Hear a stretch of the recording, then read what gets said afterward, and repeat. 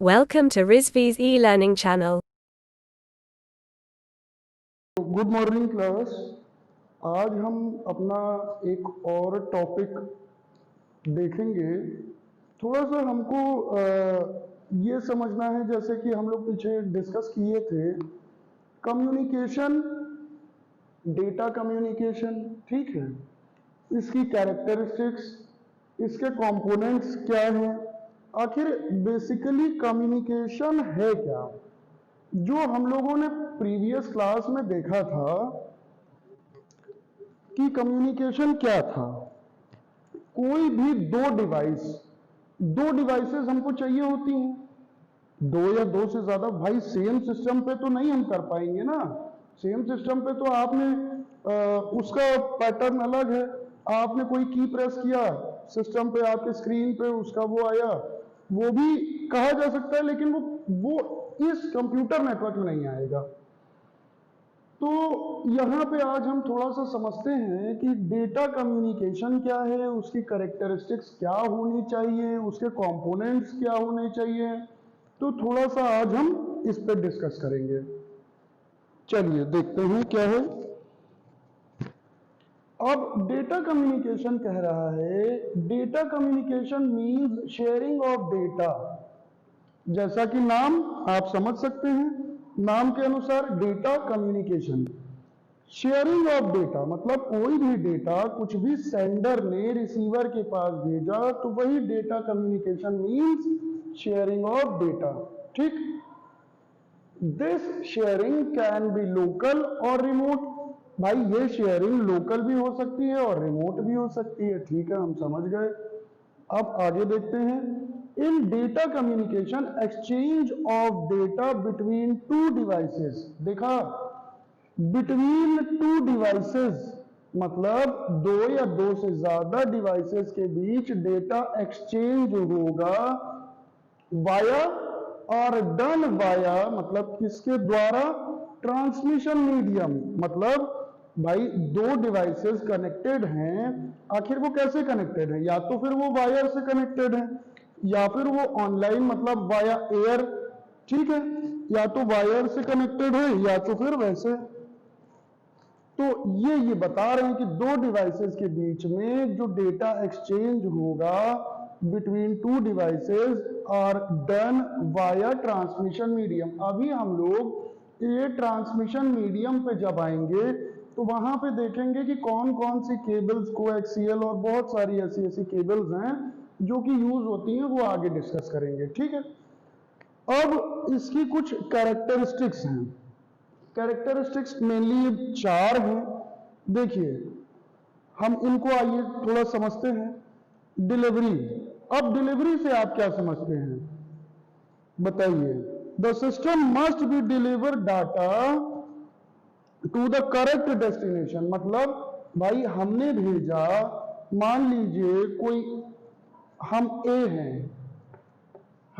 हैं, हमको भेजना था बी के पास, ठीक है, ये है डेटा। कोई डेटा हमको ए से बी के पास भेजना था और वो चला जाएगा सी के पास, मान लीजिए। तो भेजना तो हमको बी के पास था, लेकिन वो चला गया सी के पास। तो यहाँ पे डिलीवरी मतलब डिलीवर, जैसे आप फ्लिपकार्ट या अमेजोन से कोई सामान मंगाते हैं और वो गलत एड्रेस पे डिलीवर हो जाता है, तो वो नहीं होना चाहिए।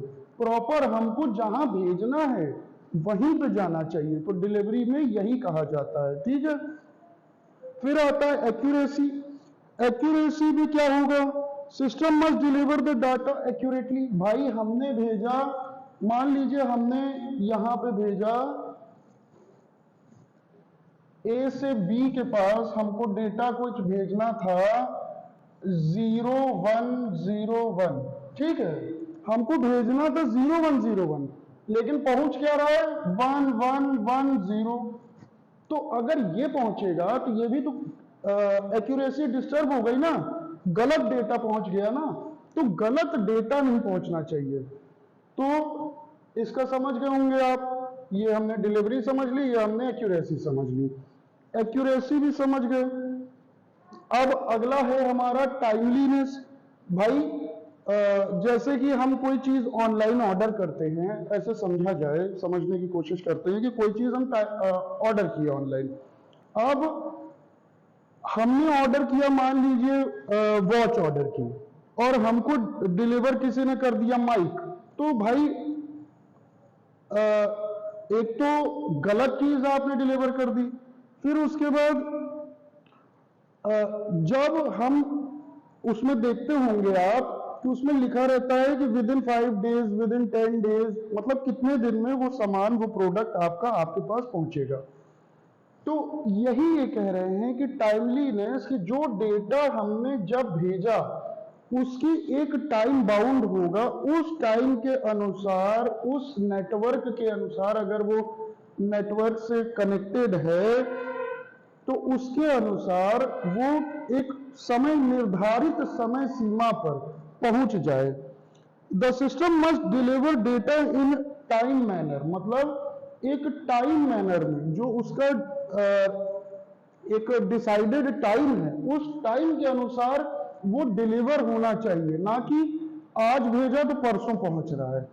ठीक है, मतलब जो उसकी लिमिट है, जो टाइम बाउंडेशन है, उतने में वो चला जाए, तो टाइमलीनेस भी फॉलो करना चाहिए। फिर हो गया जिटर। अब जिटर क्या है? जिटर होता है आपका वेरिएशन, मतलब पैकेट्स जो हम भेज रहे हैं उसमें अनइक्वल डिले अगर आ गया, ठीक है, अनइक्वल डिले आ गया, मतलब मान लीजिए हमने ये कोड हमको भेजना था 0101, ठीक, अब 01 पहले पहुंच गया, या फिर मान लीजिए ये वाला 1, ये वाला पहले पहुंच रहा है और ये वाला बाद में पहुंच रहा है, ठीक है। तो अनइवन डिले जो हो गया, अनइक्वल एक वेरिएशन हो गया, वो जिटर के फॉर्म में आ जाता है। तो हमें लगता है कि ये आप इसकी 4 कैरेक्टरिस्टिक्स हैं, 4 कैरेक्टरिस्टिक्स आप समझ गए होंगे।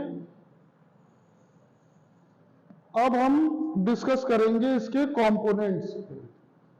अब इसके कंपोनेंट्स क्या हैं? देखिए, जैसा कि हमने यहाँ पे एक ब्लॉक डायग्राम बनाया है, इसमें दिख रहा है कि एक सेंडर है, ठीक है, हमने मैसेज भेजा, सेंडर ने मैसेज भेजा, कहाँ भेजा? रिसीवर के पास। रिसीवर के पास जाने में जो बीच का वे है, ट्रांसमिशन मीडियम जो है, ये है आपका, ये जो है ये आपका ट्रांसमिशन मीडियम है। इट मे बी वायर्ड, मतलब वायर के थ्रू भी हो सकता है, और via internet connection, via air भी हो सकता है आपका, ठीक है। अब यहाँ पे ये कह रहे हैं कि इनके जो कंपोनेंट्स हैं वो ये पांचों हैं। देखिए, ये 4 तो इसी में है, और 5वां हमने आपको बताया था सेट ऑफ इंस्ट्रक्शंस, प्रोटोकॉल्स लगेंगी। भाई बिना प्रोटोकॉल्स लगाए, बिना आप सेट ऑफ इंस्ट्रक्शंस लगाए, आप कैसे किसी चीज को फॉलो करवाएंगे या कर पाएंगे, ठीक है। तो चलिए इसको भी देख लेते हैं थोड़ा। Sender is the device that sends the message, मतलब सेंडर समझ रहे हैं ना, सेंडर कौन है?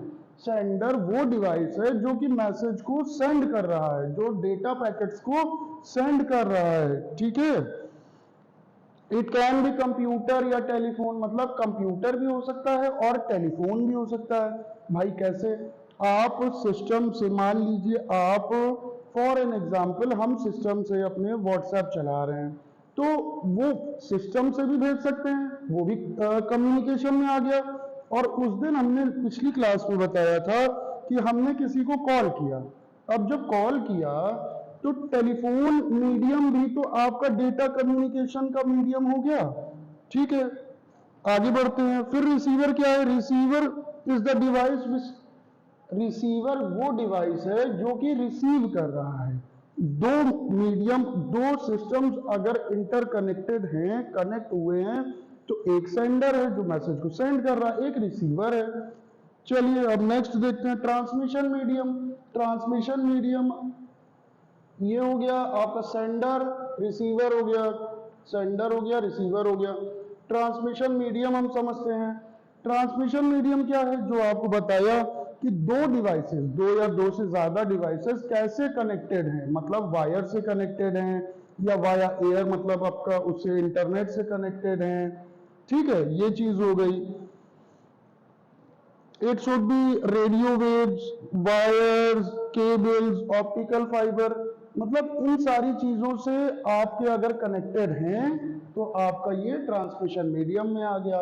अब मैसेज समझते हैं। मैसेज क्या है भाई? मैसेज कुछ भी हो सकता है, जो डेटा पैकेट्स हम सेंड कर रहे हैं, जो रिसीवर के पास सेंडर सेंड कर रहा है, वही तो आपका मैसेज हो गया, ठीक है। प्रोटोकॉल्स क्या है?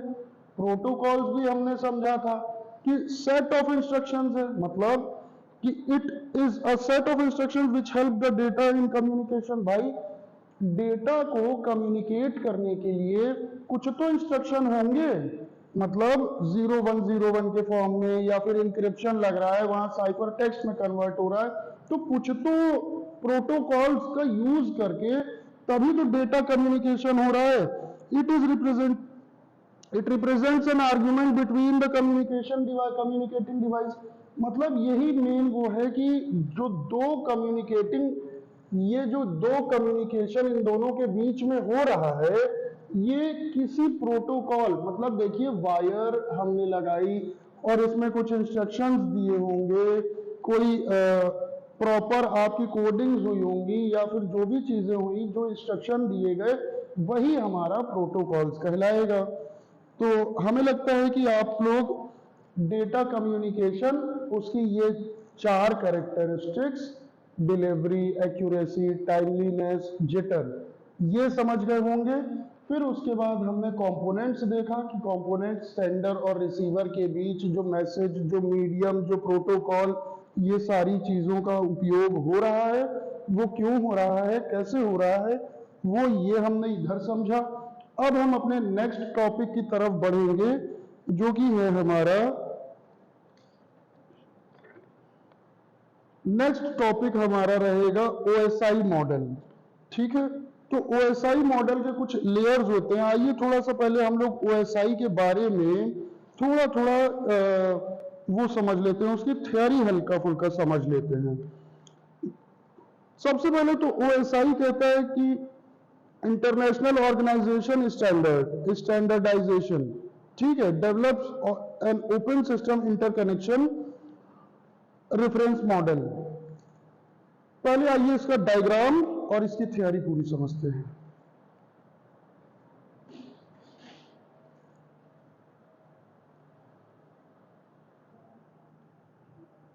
चलिए, तो अब इसका हम थोड़ा सा ओएसआई मॉडल का हम थोड़ा सा थ्योरी पोर्शन समझने की कोशिश करते हैं, थोड़ा डिस्कस करते हैं। और इसका जो लेयर वाला 7 लेयर्स का डायग्राम है, जो ब्लॉक डायग्राम है, जो अलग अलग लेयर्स हैं, उन लेयर्स को हम कल समझेंगे या फिर अपनी नेक्स्ट क्लास में समझेंगे। लेकिन इसकी थ्योरी थोड़ा सा, इसको हम ओवरव्यू ले लेते हैं कि आखिर ये ओएसआई मॉडल होता क्या है और क्या चीज है। तो ओएसआई मॉडल बेसिकली क्या है?